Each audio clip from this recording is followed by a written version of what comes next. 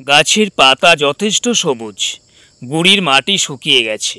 এমন পরিস্থিতিতে আদা গাছে কি এখন জল দেওয়ার প্রয়োজন আছে? এই কমেন্ট প্রায় অনেকেই করছেন। আমার চ্যানেলের সাথে যারা দীর্ঘদিন যাবৎ যুক্ত আছেন জানেন, কমেন্টের উত্তর আমি দিয়ে থাকি। স্পেশালি আদা গাছ নিয়ে আপনাদের যে সমস্যাটা রয়েছে সেটার উত্তরও আজকের ভিডিওতে পেয়ে যাবেন। শুধু একটু কষ্ট করে সঙ্গে থাকুন। একটা বিষয় জেনে রাখুন, আদা একটা দীর্ঘমেয়াদী ফসল। রোপণের 7 থেকে 8 মাস পরে একে হারভেস্ট করতে হয়। তার আগে যদি আপনি তুলে ফেলেন তাহলে কিন্তু ম্যাচুরেট আদা আপনি পাবেন না।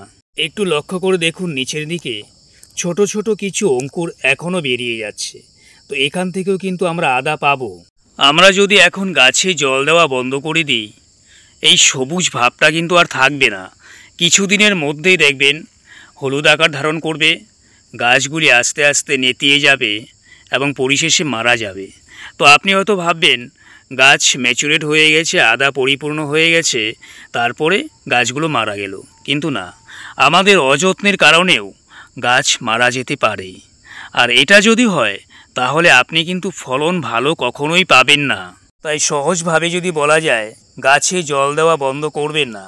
তবে আগে যে পরিমাণে জল আমরা দিতাম, সপ্তাহে প্রায় প্রত্যেক দিনই জল দেওয়ার প্রয়োজন ছিল, এখন আর সেটা করতে হবে না।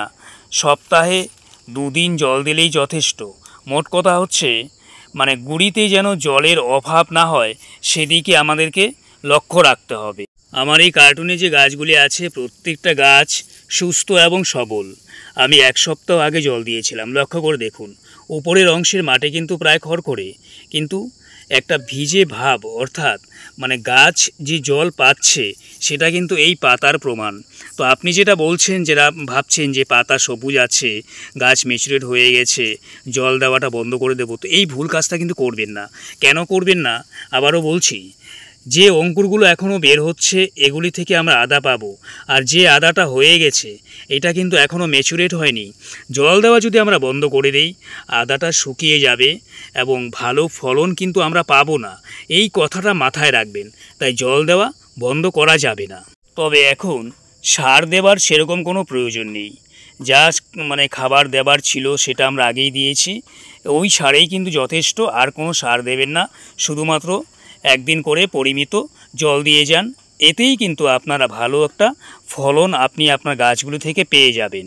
যারা নতুনভাবে করছেন তাদের জ্ঞাতার্থে জানিয়ে রাখি, আদা ম্যাচুরেট হওয়ার পরে গাছ অটোমেটিকভাবে মরে যাবে। তখন যদি আপনি জলও দেন, গাছকে বাঁচাতে পারবেন না। গাছ কিন্তু মরবেই, কারণ ওদের সময়টা শেষ। আর গাছ মরে যাওয়ার পরেই কিন্তু আপনি আদাটা হারভেস্ট করবেন। লক্ষ্য করে দেখবেন, যেমন ধরুন আমার যে গাছটা আছে, যে টবে যে পাত্রে যে গাছগুলো আছে, আমি যদি এখন তুলে ফেলি, পাশাপাশি যদি আরেকটা পাত্র থাকে সেটা যদি আমি একদম ম্যাচুরেট হওয়ার পর গাছ মরে যাওয়ার পরে তুলি, দুটো পাত্রের মধ্যে ফলনের অনেক তফাৎ হবে। পাশাপাশি এটাও মনে রাখবেন, গুড়ির মাটি কখনোই যেন শক্ত না হয় সেদিকে কিন্তু আপনাকে নজর রাখতে হবে। যতটুকু সম্ভব মাটিটাকে হালকা রাখবার চেষ্টা করবেন।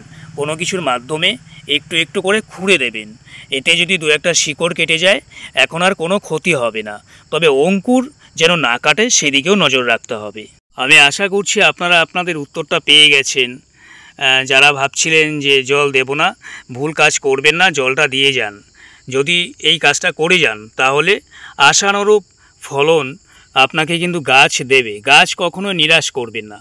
তো ভালো থাকবেন সবাই, সুস্থ থাকবেন। আর আপনাদের যে কোনো সমস্যা, গার্ডেনিংয়ের যে কোনো সমস্যায় কমেন্ট করবেন, আমি আমার সাধ্যমতো উত্তর দেওয়ার চেষ্টা করব। সবাইকে নমস্কার জানাচ্ছি।